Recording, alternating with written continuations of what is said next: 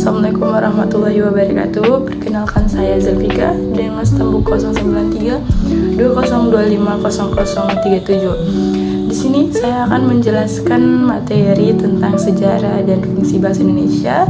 Adapun materi yang saya akan bahas yaitu perkembangan bahasa Indonesia serta minat negara lain terhadap bahasa Indonesia. Indonesia itu berasal dari bahasa Melayu yang telah menjadi language friends di Asia Tenggara sejak abad ke-7, terbukti dari prasasti peninggalan Kerajaan Sriwijaya. Perkembangan bahasa Indonesia kemudian secara resmi diikrarkan melalui Sumpah Pemuda pada 28 Oktober 1928 sebagai bahasa persatuan. Setelah kemerdekaan, bahasa Melayu kemudian diubah namanya menjadi bahasa Indonesia dan menjadi bahasa resmi negara. Penetapan dan pengembangan. Pertama itu ada Sumpah Pemuda yang dimana bahasa Melayu resmi dijadikan bahasa Indonesia, menandai peran penting sebagai alat perjuangan kemerdekaan. Kedua, perkembangan istilah. Bahasa Indonesia terus memperkaya kosakata baik dari bahasa daerah maupun asing agar tetap hidup dan relevan. Ketiga, penyebaran. Bahasa Indonesia berkembang pesat berkat sifat Melayu yang sederhana, mudah dipelajari, wilayah penyebaran luas, serta diterima dengan sukarela oleh berbagai kelompok etnis. Fungsi bahasa Indonesia sebagai bahasa nasional. Jadi yang pertama itu ada lambang kebanggaan nasional, kedua lambang identitas nasional, ketiga alat pemersatu berbagai suku bangsa yang berlatar belakang sebagai sosial budaya dan bahasa yang berbeda. Keempat, sebagai alat perhubungan antar daerah dan antar budaya. Oke, kita akan masuk di materi kedua, yaitu minat negara lain terhadap bahasa Indonesia.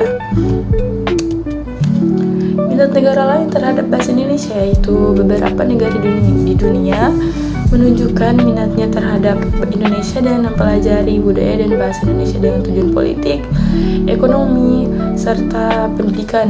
Warga asing berminat mempelajari bahasa Indonesia itu karena Indonesia itu memiliki banyak jumlah penduduk, posisi geografis yang strategis, serta kekayaan alam, kekayaan budaya, dan banyaknya perusahaan asing yang menetap dan berinvestasi di Indonesia.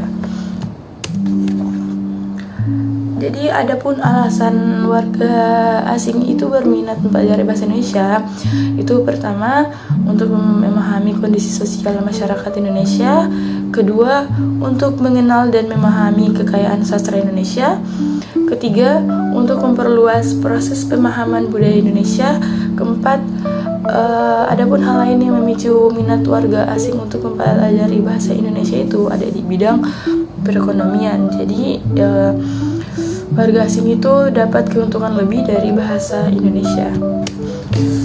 Adapun beberapa negara yang mempelajari bahasa Indonesia itu salah satunya ada Belanda, Inggris, Hawaii, Vietnam, Suriname, Australia, Jepang, serta Thailand. Jadi mereka itu negara-negara yang mempelajari bahasa Indonesia. Jadi itu tadi sedikit penjelasan materi dari saya. Jika ada salah kata mohon dimaafkan. Wabillahi taufiq wal hidayah. Wassalamualaikum warahmatullahi wabarakatuh.